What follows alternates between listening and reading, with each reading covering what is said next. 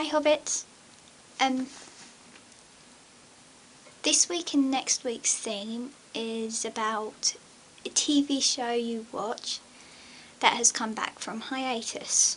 Well, seeing as I have no TV shows that I watch that has recently come off of a hiatus, so I'm going to improvise by telling you two things I watch a lot. Now, when I watch TV shows or films, there are three things that happen. One, I can sit there and watch it like a normal person. Two, I live blog it on Facebook.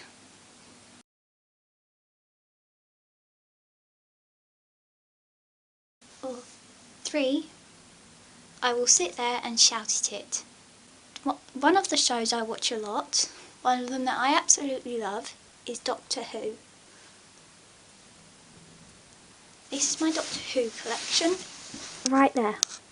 There are 106 DVDs there. Doctor Who DVDs, that is. So, for those of you that do not know, Doctor Who is simply about a person that travels throughout time and space, literally picking up some of the most randomest of people. The Doctor is quite simply a Time Lord. So there are 11 Doctors, all of them being the same man with a different face. This Doctor, what he does is he wanders throughout the streets of whichever planet he chooses, though I know that there is a randomizer where he literally will not know where he is going. It's been mentioned several times throughout the 8th Doctor's audios, so it is canon. Trust me guys, it is canon. And I know it has been used in the episodes. I can't tell you which ones because that will take me forever. But he wanders the streets of whatever planet he is on, and he admires it all. He finds it all amazing and he finds it all beautiful and he loves it. And anything that goes wrong, he will be there to save them. He will be.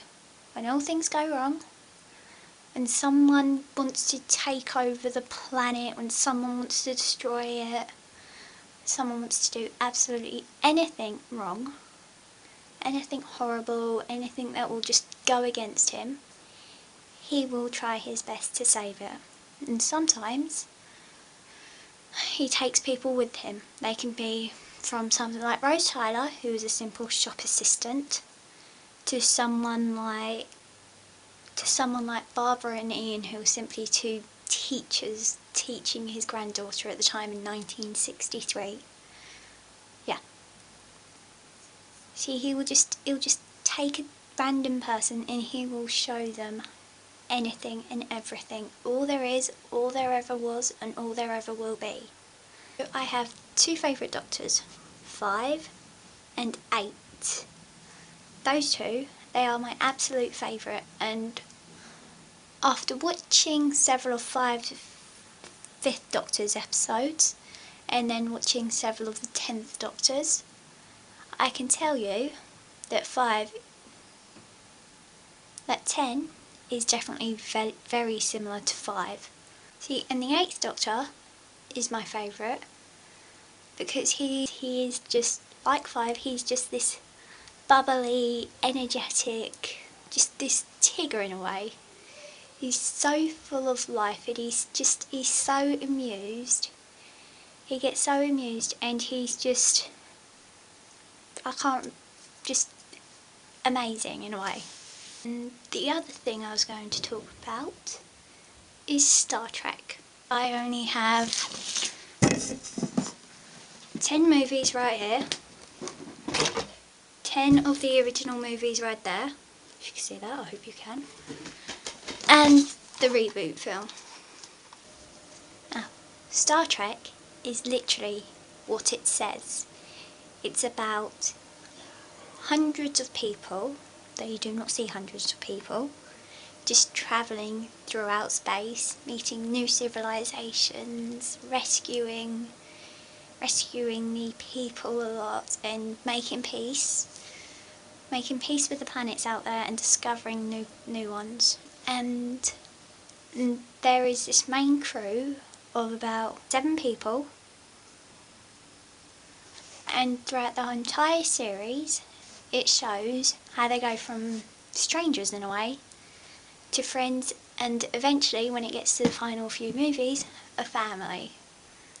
In a way, yes, definitely a family. See, and one of my favourite characters from Star Trek is Spock. Can't exactly explain why. He's this unique one, the odd one out. He's a Vulcan, but he's not a complete Vulcan. He's half human and half Vulcan there, you see?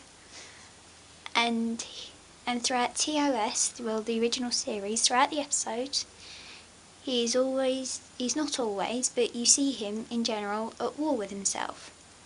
Not always though, as I said. And it's only a few episodes, I think.